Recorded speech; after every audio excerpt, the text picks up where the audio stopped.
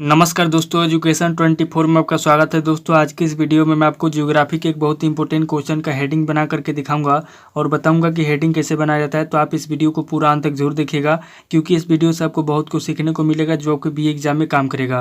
तो आइए देर न करते हुए वीडियो को शुरू करते हैं और प्रश्न का हेडिंग बना करके सीखते हैं।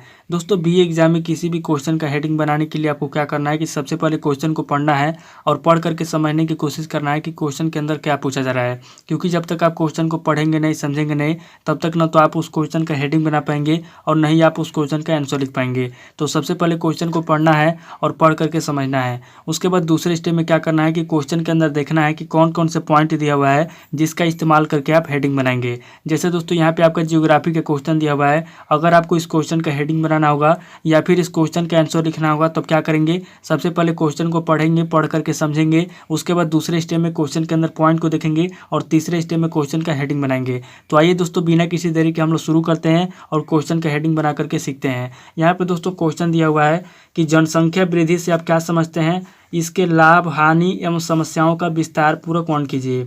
यानी कि दोस्तों सबसे पहले तो पूछ रहा है कि जनसंख्या वृद्धि से आप क्या समझते हैं, यानी कि जनसंख्या वृद्धि से आप क्या समझते हैं। उसके बाद दोस्तों आगे पूछ रहा है कि जनसंख्या वृद्धि के लाभ बताइए, यानी कि जनसंख्या वृद्धि के क्या लाभ होते हैं। यहाँ पे दोस्तों जनसंख्या वृद्धि के लाभ पूछ रहा है। उसके बाद दोस्तों आगे कह रहा है कि जनसंख्या वृद्धि की हानि बताइए, यानी कि जनसंख्या वृद्धि की क्या हानि है। यहाँ पर दोस्तों जनसंख्या वृद्धि की हानि पूछ रहा है। उसके बाद दोस्तों आगे कह रहा है कि जनसंख्या वृद्धि से उत्पन्न होने वाली समस्याओं का विस्तार पूर्वक वर्णन कीजिए।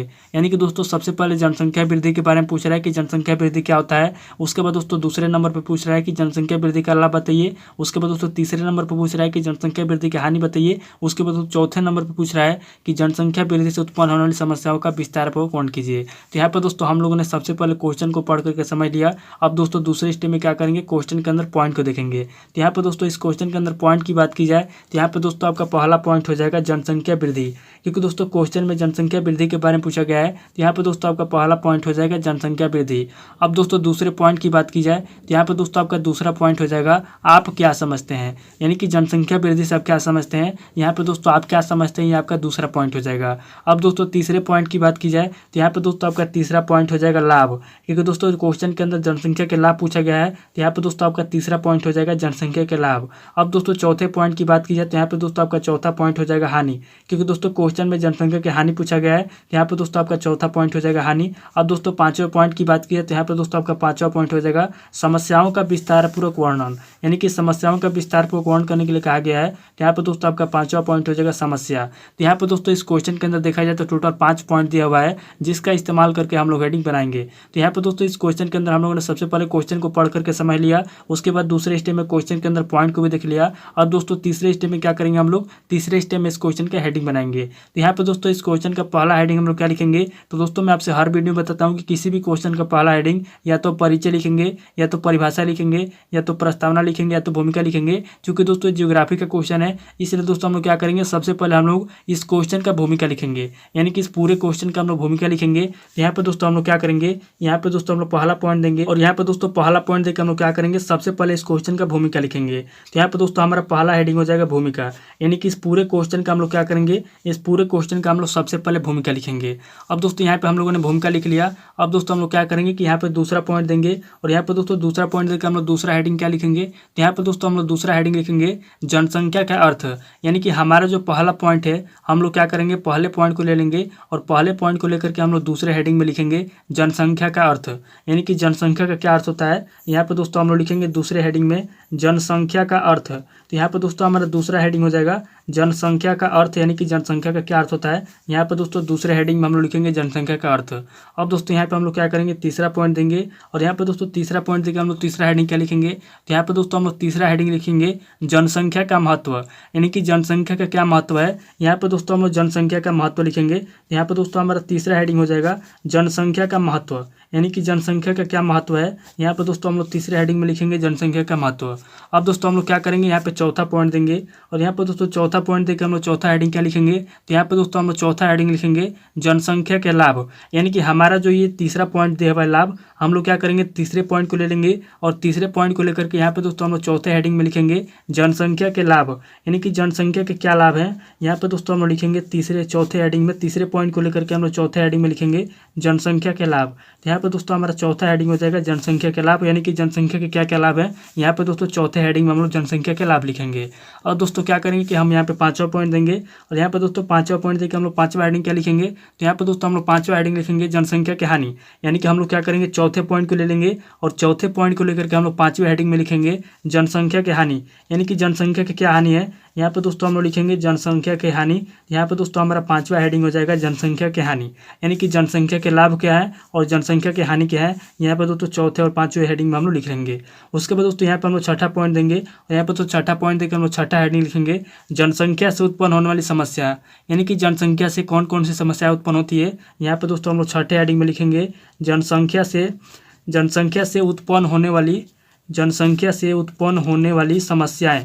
यानी कि जनसंख्या से कौन कौन सी समस्याएं उत्पन्न होती है, यहाँ पे दोस्तों हम उन समस्याओं के बारे में लिखेंगे।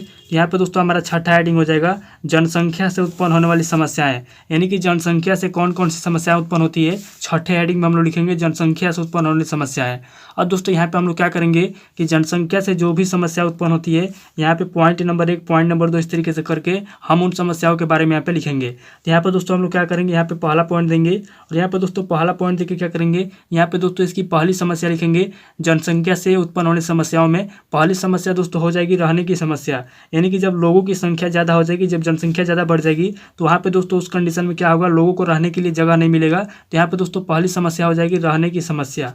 यहाँ पे दोस्तों हम लोग लिखेंगे रहने की समस्या। ये है दोस्तों हो जाएगी हमारी पहली समस्या, रहने की समस्या। अब दोस्तों यहाँ पे हम लोग दूसरा पॉइंट देंगे और यहाँ पे दोस्तों हम लोग जनसंख्या से उत्पन्न होने वाली दूसरी समस्या लिखेंगे खाने पीने की समस्या। यानी कि जब जनसंख्या बढ़ जाएगी, जनसंख्या ज़्यादा हो जाएगी, तो उस कंडीशन में दोस्तों खाने पीने की समस्या उत्पन्न हो जाएगी, खाने के लिए अनाज नहीं मिलेगा। तो यहाँ पे दोस्तों हम लोग दूसरा इसका समस्या लिखेंगे खाने पीने की समस्या। यहाँ पे दोस्तों दूसरी समस्या हो जाएगी खाने पीने की समस्या। तो यहाँ पे दोस्तों हम लोग लिखेंगे दूसरे पॉइंट में खाने पीने की समस्या। अब दोस्तों यहाँ पे हम लोग तीसरा पॉइंट देंगे और यहाँ पे दोस्तों तीसरा पॉइंट देके हम लोग तीसरा समस्या लिखेंगे बेरोजगारी की समस्या। यानी कि जिस तरीके से आज के कंडीशन में जनसंख्या ज़्यादा होने की वजह से बेरोजगारी बढ़ गई है, उसी तरीके से दोस्तों जब जनसंख्या बढ़ जाती है तो उस कंडीशन में दोस्तों लोगों को रोजगार नहीं मिलता है, काम नहीं मिलता है। यहाँ पे दोस्तों तीसरी समस्या उत्पन्न हो जाती है बेरोजगारी की समस्या। यहाँ पे दोस्तों हम लोग लिखेंगे तीसरे पॉइंट में बेरोजगारी की समस्या। यानी कि जनसंख्या से जो भी समस्या उत्पन्न होती है, यहाँ पर दोस्तों आपको क्या करना है कि जो भी समस्या उत्पन्न होती है, आपको जो भी आता है समस्या में, उसको समस्याओं को यहाँ पे इस तरीके से पॉइंट नंबर दे के लिख देना है। तो यहाँ पे दोस्तों हम लोगों ने जनसंख्या से उत्पन्न होने समस्याओं में 3 समस्या लिख लिया। अब दोस्तों क्या करेंगे, यहाँ पे दोस्तों हम लोग 7वां पॉइंट देंगे और यहाँ पे दोस्तों 7वां पॉइंट देके क्या करेंगे, यहाँ पे दोस्तों हम लोग लिखेंगे जनसंख्या से उत्पन्न होने वाली समस्याओं का समाधान। यानी कि अगर जनसंख्या से समस्या उत्पन्न हो रही है तो उसका यहाँ पे दोस्तों हम लोग क्या करेंगे, समाधान लिखेंगे। तो यहाँ पे दोस्तों हमारा 7वां हेडिंग हो जाएगा जनसंख्या से। यहाँ पे दोस्तों हम लोग लिखेंगे जनसंख्या से उत्पन्न होने वाली समस्याओं का समाधान। यानी कि जनसंख्या से जो भी समस्या उत्पन्न हो रही है, उन समस्याओं का क्या समाधान है, यहाँ पे दोस्तों हम लोग लिखेंगे जनसंख्या से उत्पन्न होने वाली समस्याओं का समाधान। यहाँ पे दोस्तों हमारा 7वां हेडिंग हो जाएगा जनसंख्या से उत्पन्न होने वाली समस्याओं का समाधान। ये हमारा 7वां हेडिंग हो गया। तो यहाँ पे दोस्तों हम लोगों ने सबसे पहले जनसंख्या से उत्पन्न होने समस्या लिख लिया, उसके बाद दोस्तों 7वें हेडिंग में हम लोगों ने जनसंख्या से उत्पन्न होने समस्याओं का समाधान लिख लिया। यानी कि समस्या और समाधान दोनों लिख लिया। तो यहाँ पे दोस्तों हम लोग का जो क्वेश्चन दिया हुआ था, क्वेश्चन के अंदर जो भी पॉइंट दिया हुआ था, हम लोगों ने सभी पॉइंट को लिख लिया है। अब क्वेश्चन के अंदर कोई भी पॉइंट नहीं बचा हुआ है। तो क्वेश्चन के अंदर जब कोई भी पॉइंट नहीं बचता है तो लास्ट में हम लोग क्या करते हैं, लास्ट में दोस्तों यहाँ पे हम लोग निष्कर्ष लिख देते हैं। तो यहाँ पे दोस्तों हम लोग 8वां पॉइंट देंगे और यहाँ पे दोस्तों 8वां पॉइंट देकर क्या करेंगे, यहाँ पे दोस्तों इस क्वेश्चन का हम लोग निष्कर्ष लिख देंगे। यानी कि इस क्वेश्चन का जो भी निष्कर्ष निकलता है, यहाँ पे दोस्तों निष्कर्ष लिख देंगे, तो हमारा जो क्वेश्चन दिया हुआ है उसका हेडिंग कंप्लीट हो जाएगा। तो इस तरीके से दोस्तों आपको क्या करना है कि एग्जाम में किसी भी क्वेश्चन का हेडिंग बनाने के लिए सबसे पहले क्वेश्चन को पढ़ करके समझ लेना है। उसके बाद दूसरे स्टेप में क्वेश्चन के अंदर पॉइंट को देख लेना है और तीसरे स्टेप में पॉइंट को लेकर के हेडिंग बना लेना है। और एक बात हमेशा याद रखना है दोस्तों कि किसी भी क्वेश्चन का पहला हेडिंग या तो परिचय लिखेंगे, या तो प्रस्तावना लिखेंगे, या तो परिभाषा लिखेंगे, या तो भूमिका लिखेंगे। और लास्ट में दोस्तों आपको क्या लिखना है, लास्ट में आपको निष्कर्ष लिखना है। और बीच में आपको क्या लिखना है, तो बीच में दोस्तों आपको वही लिखना है जो क्वेश्चन के अंदर पॉइंट दिया हुआ है और क्वेश्चन के अंदर जो पूछा हुआ है। इस तरीके से अगर आप लिखेंगे तो आपको अच्छा खासा नंबर मिलेगा। तो दोस्तों आज इस वीडियो को मैं पे स्किप करता हूँ और मिलता है आपसे नेक्स्ट वीडियो में। अगर आपको वीडियो अच्छा लगा तो वीडियो को लाइक कीजिए, शेयर कीजिए और कमेंट करके बताइए कि आपको नेक्स्ट वीडियो किस टॉपिक के ऊपर चाहिए। थैंक यू दोस्तों।